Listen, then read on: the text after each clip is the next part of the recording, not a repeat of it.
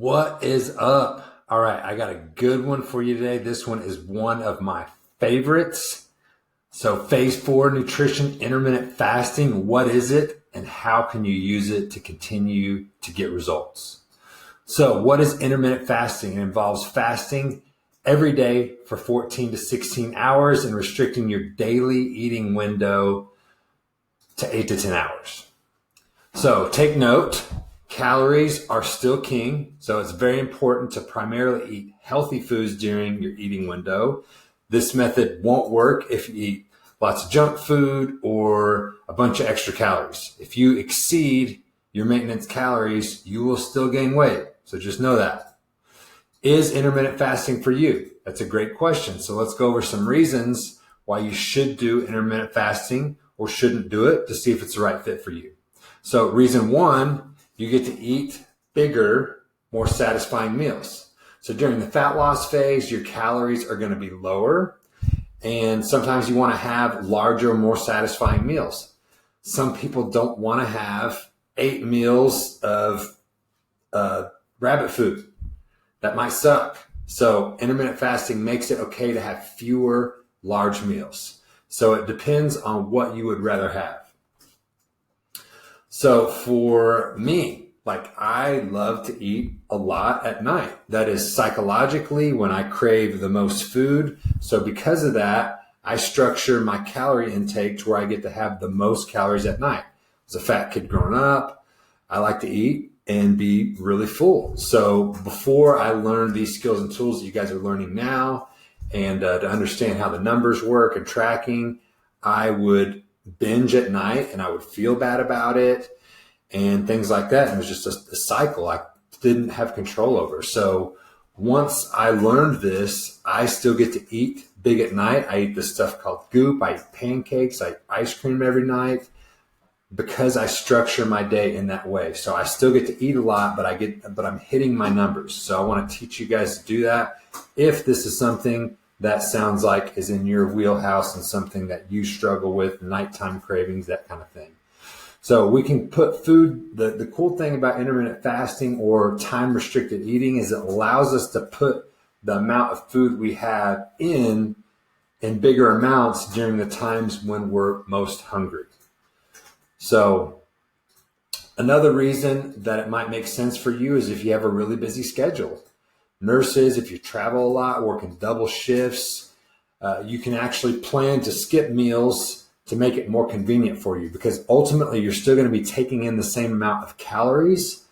But if you had a shift where you just worked nonstop and didn't have time to eat anything, you could have just 2 big meals in a day, for example. That might make more sense for you as long as the total calorie intake ends up being the same. So reason number 3, sometimes when you eat your first meal and you eat it earlier, it makes you more hungry. So I like to go without food in the morning because that's just like my magic time. I have more focus and control, and I'm able to abstain from eating. And again, sometimes if you eat a little bit, it just makes you more hungry. So it just depends on what makes the most sense for you. So reason number 4 is this allows you to differentiate between hunger and craving. So sometimes we think we're hungry, but we're actually just craving. Maybe we're bored, that kind of deal. So by training yourself, by implementing this tool in your tool belt, it'll allow you to know and figure out, are you actually physically hungry, or is this just a craving you're experiencing? So sometimes you're not hungry. It could just be that you're thirsty, you're bored, you're stressed, you're angry, you're overwhelmed. There are lots of different reasons why we might go to food for comfort, to relax when we aren't hungry. So it just kind of helps us raise our level of awareness about why that might be happening and if it is. So the next thing that could be good about intermittent fasting is increased productivity. So one of the reasons I like it in the morning is because the morning time is my magic time. I get up, I'll drink my coffee, and because you're on an empty stomach, the caffeine will tend to hit you harder. And for me, the morning time is when I just have a higher peak mental state and can have bigger bouts of concentrated effort. So for me, I like to not eat my first meal until a little later in the day, drink my coffee, get a bunch of work done, I'm able to stay focused.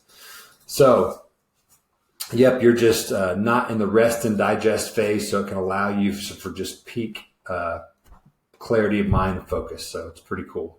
So how to start, just choose an 8-hour window that you want to take your foods in, and that can be a good starting point. So for example, I've basically taken all my meals from about noon to 8, 1 to 9, somewhere around in there, depending on the day, but that's the window that I like for me. For some people, it might be more like a 9 to 4. So this is something you can just experiment with and see what works best for you and your situation, your lifestyle, and the way your days are structured. So this, again, this isn't, you need to do this. This is the way to do it. This is just simply a tool that you could use to make your way of living and taking your food in more suited to you.